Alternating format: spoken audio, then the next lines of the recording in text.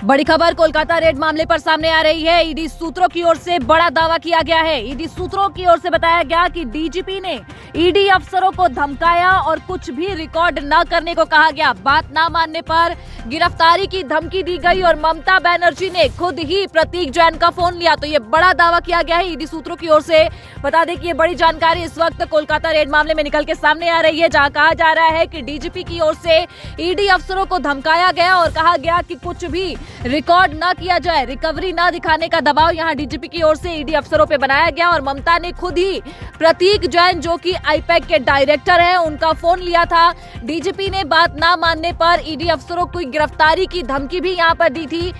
बता दें कि ईडी ने कोलकाता में आईपैक कार्यालय और प्रमुख प्रतीक जैन के आवास पर छापा मारा। मुख्यमंत्री ममता बनर्जी ने छापेमारी के दौरान जैन के घर का दौरा भी किया और साथ में फाइलें और लैपटॉप भी लेकर गई थी। 8 जनवरी 2026 को ईडी की ओर से कोलकाता में आईपैक की कंपनी पर रेड की गई और बंगाल की सीएम ममता बनर्जी मौके पर ही पहुंच गई और उन्होंने साफ तौर पे इसका विरोध किया। बता दें कि ईडी की ओर से जानकारी दी गई कि कोयला घोटाले मामले में ये रेड किया गया है और यहाँ पर शक ईडी की ओर से जताया गया। गुरुवार को बंगाल में जो ये ईडी की ओर से रेड की गई है वो अब टीएमसी के लिए सरदर्दी बनती हुई नजर आ रही है, क्योंकि राजनीतिक और चुनावी प्रबंधन का काम आईपैक की कंपनी टीएमसी के लिए करती थी। इसी की वजह से यहाँ पर ममता बनर्जी की जो टेंशन है वो बढ़ती हुई नजर आ रही है। बता दें कि प्रतीक जैन आईपैक कंसल्टेंसी कंपनी के मालिक है और आईपैक ने 2021 के विधानसभा चुनाव में टीएमसी की जीत हासिल करने में एक अहम भूमिका भी निभाई थी। और इस बार भी आईपैक राज्य में सत्ताधारी पार्टी की विभिन्न रणनीतियों को निर्धारित करने और विपक्ष के हमलों का मुकाबला करने और साथ ही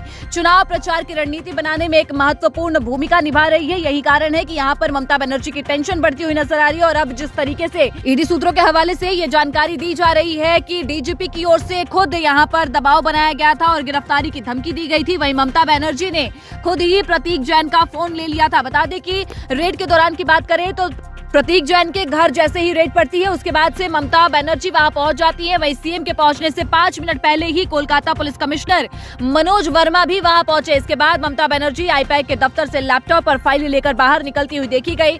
उन्होंने दावा किया कि इसमें पार्टी की रणनीति से जुड़े संवेदनशील जानकारियां हैं। कोलकाता में ईडी की छापेमारी पर मुख्यमंत्री ने मीडिया से बातचीत करते हुए ये भी कह दिया कि ये दुर्भाग्यजनक है कि यहाँ केंद्रीय एजेंसियां छापामारी कर रही है। यहाँ पार्टी के गोपनीय दस्तावेज और रणनीतिक उम्मीदवारों की सूची रहती है। और इस तरीके से ममता बनर्जी की ओर से इस पूरी कार्रवाई को, ईडी की कार्रवाई को दुर्भाग्यपूर्ण बता दिया गया और गलत करार दिया गया। लेकिन जिस तरीके से अब ईडी सूत्रों के हवाले से ये बड़ी जानकारी सामने आई है, अब देखना होगा कि ये मामला कितना ज्यादा राजनीतिक मोड़ लेता हुआ यहाँ पे नजर आएगा। तब तक आप इस पूरे मामले पर क्या सोचते हैं कमेंट सेक्शन में जरूर बताइएगा और देश दुनिया की तमाम जानकारी के लिए देखते रहें दैनिक जागरण।